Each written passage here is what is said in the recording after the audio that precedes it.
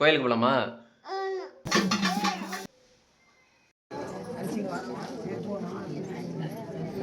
ஓட்டுறாத தம்பி உக்காந்துட்டு வரத அண்ணன்டா. ஹாய் ஹலோ வணக்கம் நண்பா, நான் தான் உங்கள் கல்வீரன். அதாவது நிறைய வீடியோவில் கல்லொடைக்கிற வீடியோவும் வெளியே ஊர் சுற்றுற வீடியோவும் நிறைய போட்டிருப்பேன். ஆனால் இன்னைக்கு என்ன வீடியோ போட போகிறேன் அப்படின்னு பார்த்தீங்கன்னா, நம்ம குலதெய்வம் கோயிலுக்கு தான் போக போகிறோம். அதாவது இந்த டைமுக்கு, அதுவும் இந்த நைட் டைமில் எதுக்கடா போகிறேன் அப்படின்னு கேட்டிங்கன்னா, பூக்கூடை எடுக்கிறதுக்காக நம்ம ஃபேமிலியாக வந்து போக போகிறோம். அங்கே போனோமா பார்த்தீங்கன்னா நிறைய பேத்துக்கு சாமி வரும், சிலருக்கு பேயும் வரும். அந்த பேய் வந்து என்ன அட்டகாசம் பண்ணுது, சாமி வந்தால் என்ன அட்டகாசம் பண்ணுறாங்க அப்படிங்கிறத தான் இந்த வீடியோவில் பார்க்க போகிறோம். இதில் நிறைய மர்மங்கள், நிறைய ரகசியங்கள் இருக்குது. அது என்னங்கிறத இந்த குலதெய்வம் கோயில் திருவிழாவுக்கு போய் நம்ம பார்த்துட்டு வருவோம். வாங்க போகலாம். எல்லாம் வந்து பார்த்தீங்கன்னா பூஜை கூட எடுக்க எல்லாருமே கிளம்பிட்டாங்க. ஏன்னா வந்து நேரமாக கிளம்பணும். அதனால் நாம் வந்து கொஞ்சம் லேட்டாக போனாலும் பரவாயில்ல, எந்த பிரச்சனையும் இல்லை. ஆனால் நம்ம வந்து அங்கே போய் வீடியோ எடுக்கணும். பேய் வர்றதையும் சாமி வர்றதையும் வந்து நம்ம எடுக்க போகிறோம். நீங்கள் கேட்கலாம், கோவிலில் வந்து பார்த்தீங்கன்னா சாமி தானே வரும், பேய் எப்படா வரும்னுங்கிற கேள்வியை நீங்கள் கேட்கலாம். அதே கேள்வியை தான் நானும் எங்கள் பாட்டிக்கிட்ட நான் கேட்டேன். அவங்க இருந்துக்கிட்டு என்ன சொன்னாங்க அப்படின்னா, அந்த கற்பூர வாசனை, ஊதுபத்தி வாசனை, அதுக்கப்புறம் பார்த்தீங்கன்னா அந்த மேலே சத்தம், அதனாலெல்லாம் வந்து பார்த்தீங்கன்னா சாமி மட்டும் கிடையாது, பேயும் வருமா. அதாவது யார் மேலே பேய் இருக்கோ அவங்களுக்கு வந்து பேய் வருமா. இது வரைக்கும் நானும் வந்து இந்த பேய் வந்ததை வந்து நான் பார்த்ததில்லை. எங்கள் குலதெய்வம் கோயில் திருவிழா வந்து 20 வருஷம் கழித்து சில பிரச்சனைகள் முடிஞ்சு இப்போ தான் வந்து வருஷம் நாங்கள் வந்து தெவனங்கிறத கொண்டாட போகிறோம். தெவனங்கிறது வேறு எதுவும் கிடையாது. அதாவது பார்த்திங்கன்னா, நம்ம குலதெய்வம் கோயிலுக்கு வந்து கெடா வெட்டி பொங்க வச்சு நம்ம சொந்த பந்தத்தெல்லாம் கூப்பிட்டு நாம் வந்து கறி விருந்து வைப்போம். அதுதான் வந்து தெவனங்கிறது. அது வந்து 5 வருஷத்துக்கு ஒரு முறை தான் வந்து நாங்கள் கொண்டாடுவோம். 5 வருஷத்துக்கு ஒரு முறை தான் இந்த தெவத்தை வந்து நாங்கள் கொண்டாடுவோம். கிட்டத்தட்ட 4 வருஷமாக பார்த்திங்கன்னா இந்த தெவம் வந்து நடக்கலை. இப்போ தான் வந்து ஒரு முடிவுக்கு வந்து இந்த வருஷம் நாங்கள் தெவம் நடத்த போகிறோம். அதனால் இந்த தெவம் வந்து எப்படி நடக்கணுங்கிறது எனக்கே தெரியாது. இனிமேல் தான் நானும் பார்க்க போகிறேன். நீங்களும் வந்து மறக்காமல் இந்த வீடியோ மூலமாக பார்ப்பீங்க எப்படி இந்த தெவம் நடத்துகிறாங்க அப்படின்னு. அதாவது இந்த திருவிழா எங்கே நடக்க போகுது அப்படின்னு பார்த்தீங்கன்னா, சேலம் மாவட்டம் தாரமங்கலத்தில் வந்து பார்த்தீங்கன்னா தொப்லாம்பட்டி அப்படிங்கிற ஒரு கிராமத்தில் எங்கள் சொந்த குலதெய்வம் கோவிலில் தான் வந்து இந்த திருவிழா நடக்க போகுது. இந்த திருவிழாவை நாங்கள் எப்படி நடத்துகிறோங்கிறத நீங்கள் பார்ப்பீங்க, நானும் போய் பார்க்குறேன். ஓகே நண்பா, வாங்க வீடியோக்குள்ளே போகலாம். நம்மளோ குளிருதுடா, குளிருது. உங்கள் ஊரில் குளிர் இருக்கானுங்கிறத கமெண்ட்டில் சொல்லிட்டு போங்க.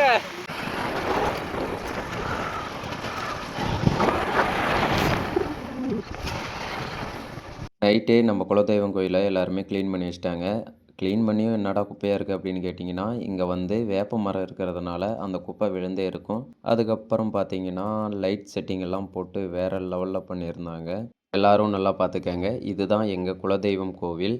இந்த கோவிலில் தான் வந்து என்றைக்குமே வந்து சாமி கும்பிட்டுட்டு போவோம். வேறு லெவலில் டெக்கரேஷன் பண்ணி வச்சுருக்காங்க.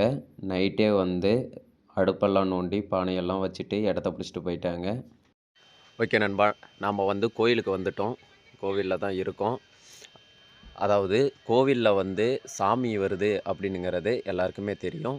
ஆனால் வந்து பேய் வரும் அப்படின்னுங்கிறது எனக்கும் தெரியாது. எங்கள் பாட்டி சொல்லியிருக்காங்க, அதனால் வந்து நான் முன்னாடி சொன்னேன். ஆனால் எனக்கு பேய் வரும் அப்படிங்கிறதுல எனக்கு நம்பிக்கை கிடையாது. பட் இருந்தாலும் வரும் அப்படின்னுங்கிறாங்க.